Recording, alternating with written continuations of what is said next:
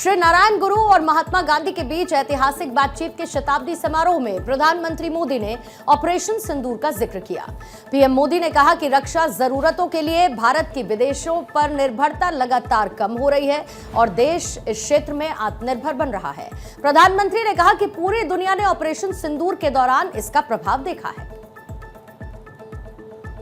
प्रधानमंत्री नरेंद्र मोदी ने इस बीच भारतीय सेना की जाबाजी का भी जिक्र किया। पीएम मोदी ने कहा कि हमारी सेनाओं ने मेड इन इंडिया हथियारों की मदद से ऑपरेशन सिंदूर के दौरान 22 मिनट में दुश्मनों को घुटने पर टेकने को मजबूर कर दिया। पीएम मोदी ने कहा कि हमें विश्वास है कि आने वाले समय में मेड इन इंडिया हथियार दुनिया भर में जाने जाएंगे। ऑपरेशन सिंदूर आतंकवाद के खिलाफ भारत की कठोर नीति को दुनिया के सामने एकदम स्पष्ट कर दिया है।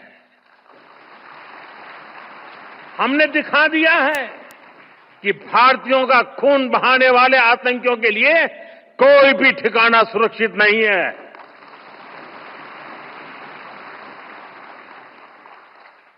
साथियों, आज का भारत देश हित में जो भी हो सकता है और जो भी सही है उसके हिसाब से कदम उठाता है।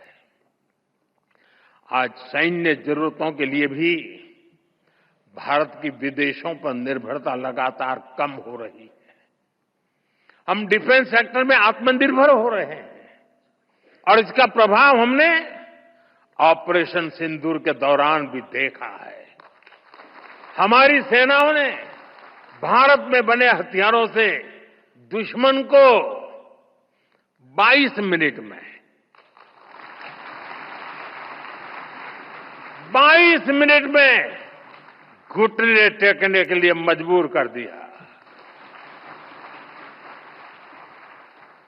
मुझे विश्वास है आने वाले समय में मेड इन इंडिया हथियारों का डंका पूरी दुनिया में बजेगा। महानतम आध्यात्मिक और नैतिक नेताओं श्री नारायण गुरु और महात्मा गांधी के बीच में ऐतिहासिक बातचीत के शताब्दी समारोह के उद्घाटन कार्यक्रम में हिस्सा लेने के दौरान प्रधानमंत्री मोदी ने इस बात को भी जाहिर किया कि आज ये परिसर देश के इतिहास की एक अभूतपूर्व घटना को याद करने का साक्षी बन रहा है। एक ऐसी ऐतिहासिक घटना जिसने न सिर्फ हमारे स्वतंत्रता आंदोलन को नई दिशा दी है बल्कि आजादी के उद्देश्य को नए मायने दिए। साथियों, मुझे भारत की आध्यात्मिक परंपरा, ऋषियों मुनियों की विरासत, उसे करीब से जानने और जीने का सौभाग्य मिला है। भारत की ये विशेषता है कि हमारा देश जब भी मुश्किलों के भंवर में फंसता है,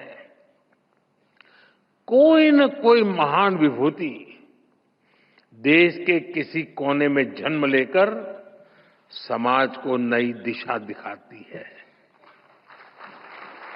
कोई समाज के आध्यात्मिक उत्थान के लिए काम करता है, कोई सामाजिक क्षेत्र में समाज सुधारों को गति देता है। श्री नारायण गुरु ऐसे ही महान संत थे। प्रधानमंत्री मोदी ने भी इस बीच योग दिवस का जिक्र किया। पीएम मोदी ने कहा कि योग दुनिया को जोड़ने का काम कर रहा है। उन्होंने कहा कि अभी हाल ही में दुनिया ने विश्व योग दिवस मनाया।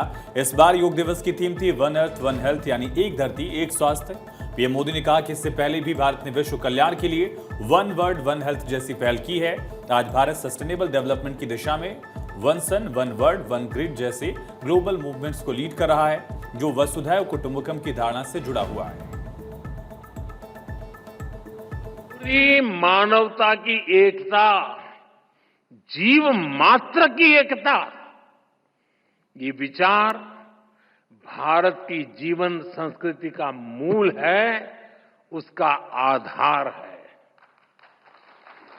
आज भारत उस विचार को विश्व कल्याण की भावना से विस्तार दे रहा है। आप देखिए, अभी हाल ही में हमने विश्व योग दिवस मनाया।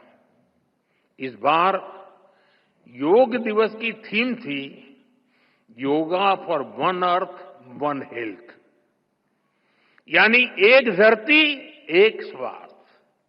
इसके पहले भी भारत ने विश्व कल्याण के लिए वन वर्ल्ड वन हेल्थ जैसे इनिशिएटिव शुरू किया है। आज भारत सस्टेनेबल डेवलपमेंट की दिशा में वन सन, वन अर्थ, वन ग्रिड जैसे ग्लोबल मूवमेंट को भी लीड कर रहा है। आपको याद होगा 2023 में भारत ने जब G20 समिट को होस्ट किया था, हमने उसकी भी थीम रखी थी one earth, one family, one future. हमारे इन प्रयासों में वसुधैव कुटुंबकम की भावना जुड़ी हुई है।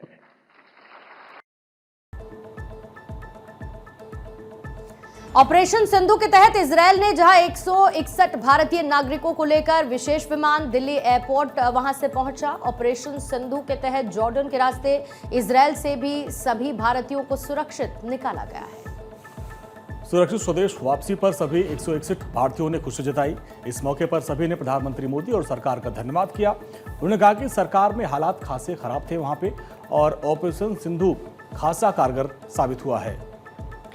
वहीं ईरान इजरायल के बीच भले ही सीज फायर हो गया हो, लेकिन मिडिल ईस्ट में हालात अभी भी सामान्य नहीं हुए हैं। इसमें वक्त लग सकता है, जिसके चलते ईरान और इजरायल दोनों देशों से भारतीय नागरिकों को सुरक्षित बाहर निकाला जा रहा है।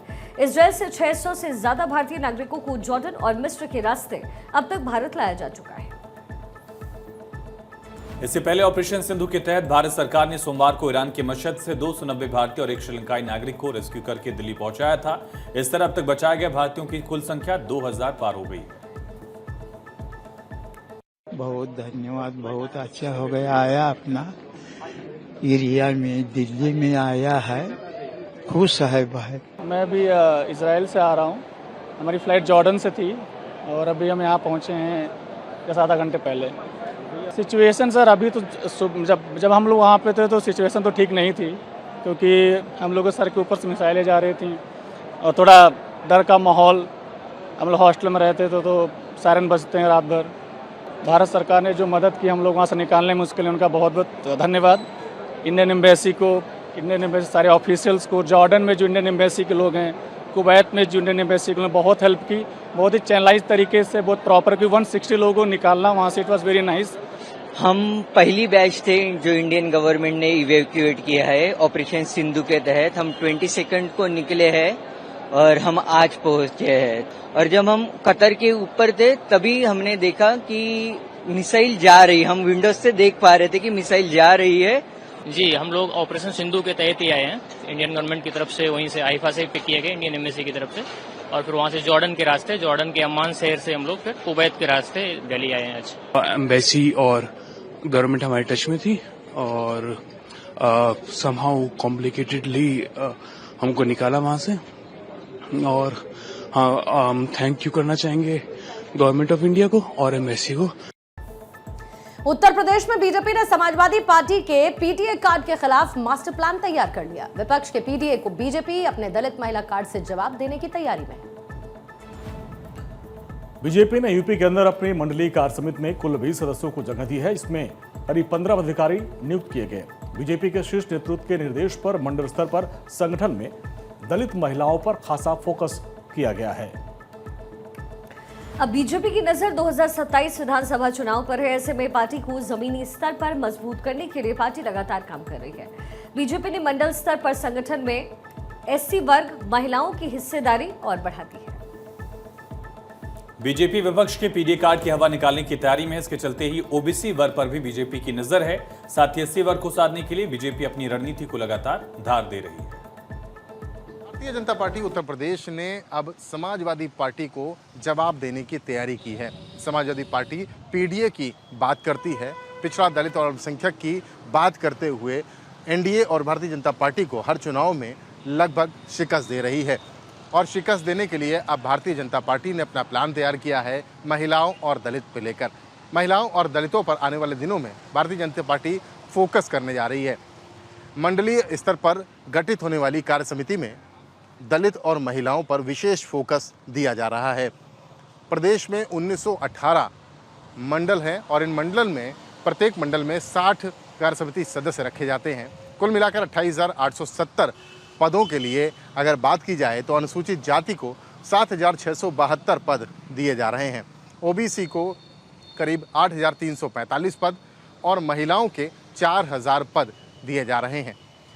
इसका आदेश भी, यह पहली बार है जब भारतीय जनता पार्टी पीडीए की काट कुछ इस तरह से निकाल रही है जिसमें महिलाओं और अनुसूचित वर्ग को विशेष फोकस में और विशेष एजेंडे में रखा गया है।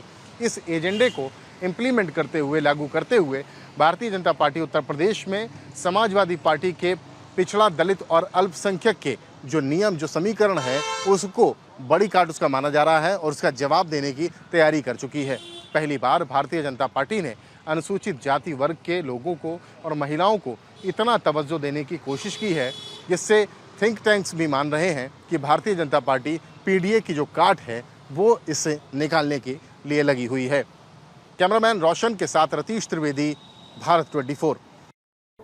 बागपत पुलिस ने 120 अपराधियों को अपराध न करने की सौगंध दिलाई। मिशन सौगंध के तहत पुलिस ने जेल से छूट कर आए 120 अपराधियों को दोबारा से अपराध की दुनिया में न जाने की कसम दिलवाई। अलग अलग थानों पर इन अपराधियों को बुलाया गया और फिर उन्हें ये शपथ दिलाई गई। इतना ही नहीं, इन अपराधियों से इस बात की भी सौगंध खिलाई गई कि वो अपने आसपास होने वाले अपराधों को भी रोकने की पूरी कोशिश करेंगे। एसपी बागपत सूरज कुमार राय की पहल पर 120 अपराधियों को थाने पर बुलाया गया और भविष्य में अपराध न करने की कसम दिलाई गई। सभी अपराधी लूट, चोरी, हत्या, गोकशी जैसे संगीन मुकदमों में सजा काटकर जेल से बाहर आए। पुलिस ने पहले इनका वेरिफिकेशन किया और इसके बाद इन अपराधियों को आगे अपराध न करने की शपथ दिलाई गई। वहीं रमाला, बागपत, बड़ौत, बालानी, सिंघावली थाने पर अपराधियों को शपथ दिलाई गई। उनका वीडियो भी शेयर किया गया। दरअसल अपराध के खिलाफ बागपत पुलिस का ताबड़तोड़ प्रहार जारी है। जिले के अपराध मुक्त करने के लिए जहां पुलिस लगातार एनकाउंटर कर रही है, दूसरी तरफ पुलिस ने नया तरीका निकाला कि वो कसम खाए अपराध न करें। अपराध और अपराधियों के विरुद्ध चलाए जा रहे निरंतर अभियान के क्रम में जनपद बागपत में विभिन्न थानों पर पिछले विगत 10 वर्षों के जो भी लूट, डकैती, जुए सट्टे और गौकशी कारित करने वाले अपराधी थे, उनको थाने पर बुलाया गया, उनसे बातचीत की गई, उनको अपराध न कारित करने के लिए हिदायत दी गई और उनको शपथ दिलाई गई कि भविष्य में कोई अपराध वे कारित नहीं करेंगे। ऐसे 120 लोगों ने सभी 10 थानों पर आकर शपथ ली। भविष्य में भी ये कार्यक्रम जारी रहेगा।